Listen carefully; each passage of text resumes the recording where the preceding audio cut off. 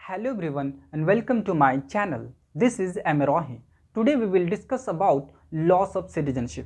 आज हम लोग नागरिकता की समाप्ति कैसे होती है उसके बारे में डिटेल से डिस्कस करेंगे। किसी भी व्यक्ति की नागरिकता तीन तरीके से समाप्त हो सकती है। वो कौन कौन सा तरीका है उसके बारे में हम लोग डिस्कस करेंगे। ठीक है, पहला तरीका है बाय रिनंशिएशन, दूसरा तरीका है बाय टर्मिनेशन और तीसरा तरीका है बाय डेप्रिवेशन। तो चलिए हम लोग इन तीनों को डिटेल से डिस्कस कर लेते हैं। The citizenship act 1955 prescribe 3 ways of losing citizenship, यानी नागरिकता अधिनियम 1955 तीन तरीका प्रदान करता है कि कैसे किसी व्यक्ति की नागरिकता समाप्त हो जाती है। ठीक है, वो कौन कौन सा तरीका है उसके बारे में हम लोग डिस्कस कर लेते हैं। पहला तरीका है बाय रिनंशिएशन, सेकंड है बाय टर्मिनेशन एंड थर्ड है बाय डेप्रिवेशन। ठीक है, एक एक को हम लोग डिस्कस कर लेते हैं। By renunciation, any citizen of India renouncing or leave Indian citizenship, यानी अगर कोई भारत के नागरिक वो रिनाउंस करता है, यानी भारत की नागरिकता त्याग देता है या छोड़ देता है, तो उसकी नागरिकता क्या होगी? समाप्त हो जाएगी। Then he loss his citizenship. ठीक है, इसी प्रकार अगर कोई माइनर चाइल्ड है and minor child also loss Indian citizenship. ठीक है, अगर माइनर चाइल्ड भी रिनाउंस करता है कि वो भी अपने नागरिकता को त्याग देता है, ठीक है, तो उसकी भी नागरिकता समाप्त हो जाएगी। लेकिन बट आफ्टर 18 years में रिज्यूम और गेट सिटीजनशिप ऑफ इंडिया, यानी जो माइनर चाइल्ड है ये 18 वर्ष के बाद दोबारा भारत की नागरिकता प्राप्त कर सकता है। ठीक है, उसके बाद हम लोग नेक्स्ट देख लेते हैं बाय टर्मिनेशन, बर्खास्तगी के द्वारा। ठीक है, व्हेन इंडियन सिटीजन वॉलंटरली या knowingly acquires citizenship of another country, मतलब अगर कोई भारत का नागरिक स्वेच्छा से या जानबूझकर किसी अन्य देश की नागरिकता प्राप्त कर लेता है तो his Indian citizenship automatically terminates, मतलब उसकी नागरिकता स्वतः ही समाप्त हो जाएगी। ठीक है, यानी अगर वो अपनी मर्जी से किसी अन्य देश की नागरिकता को हासिल कर लेता है तो भारत की नागरिकता उसकी समाप्त हो जाएगी। ठीक है, ऑटोमेटिकली। बट यहाँ एक कंडीशन है, note apply during war time. ठीक है, ये युद्ध के समय लागू नहीं होगा। इसके बाद हम लोग थर्ड डिस्कस कर लेते हैं बाय डेप्रिवेशन। बाय डेप्रिवेशन का मतलब होता है वंचित के द्वारा। ठीक है, it is a termination of Indian citizenship by central government, यानी सेंट्रल गवर्नमेंट के द्वारा किसी व्यक्ति की नागरिकता समाप्त कर दी जाती है। ठीक है, उसके लिए क्या क्या कंडीशन है उसको हम लोग देख लेते हैं। पहला है सिटीजन ऑब्टेन और got citizenship by fraud shown disloyalty of the constitution of India, मतलब अगर वो फ्रॉड तरीके से सिटीजनशिप को ग्रहण किया है या फिर हमारे कॉन्स्टिट्यूशन का अनादर किया है तो उसकी नागरिकता को समाप्त कर दी जाती है। ठीक है, नेक्स्ट हम लोग बी देख लेते हैं।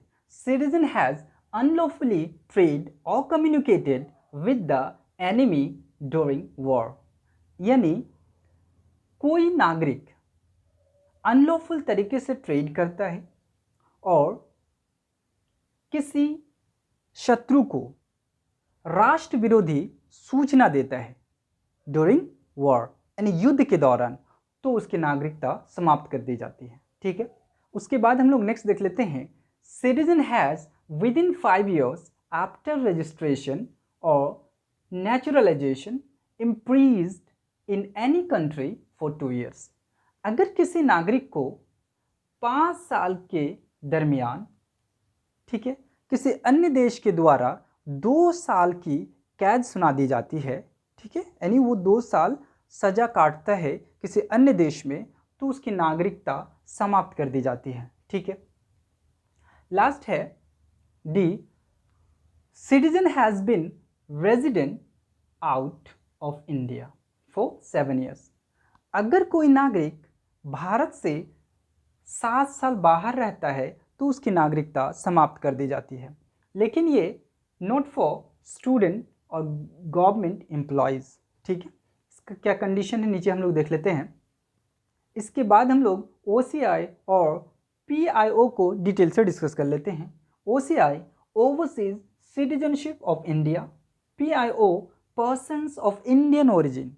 ठीक है, OCI और PIO को 9 जनवरी 2015 को इक्वल कर दिया गया है, यानी इसके जो टर्म्स एंड कंडीशन थी दोनों को बराबर कर दिया गया है। ठीक है, OCI को हम लोग डिटेल से डिस्कस कर लेते हैं।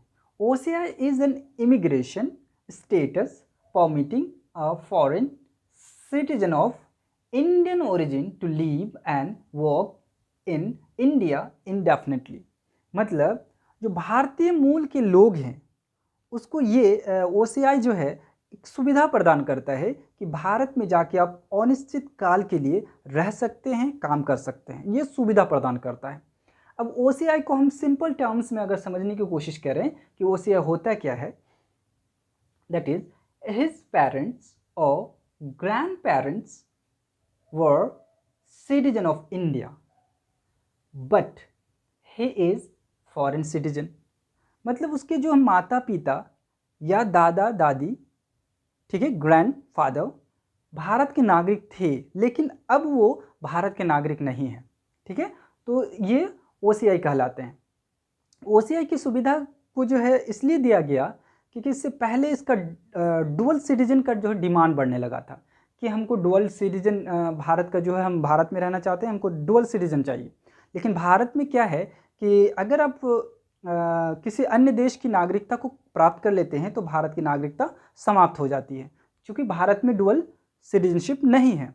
ठीक है, इसलिए क्या किया गया, इस पे जो प्रोविज़न को और जो है क्या कर दिया गया, बढ़ा दिया गया। इसमें और प्रोविज़न को बढ़ा दिया गया ताकि लोग यहाँ पे आके रह सके। ठीक है, उसको कोई तरह की प्रॉब्लम क्रिएट ना हो।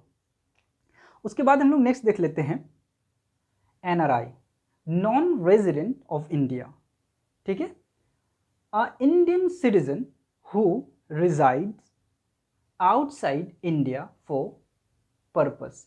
ठीक है, जैसे एम्प्लॉयमेंट, बिजनेस, स्टडी etc। यानी जो भारत के बाहर रहता है, ठीक है, भारत के बाहर रहता है किसी काम के लिए, ठीक है, बिजनेस के लिए या पढ़ाई के लिए, तो उसे हम लोग क्या कहते हैं, non resident of India, NRI।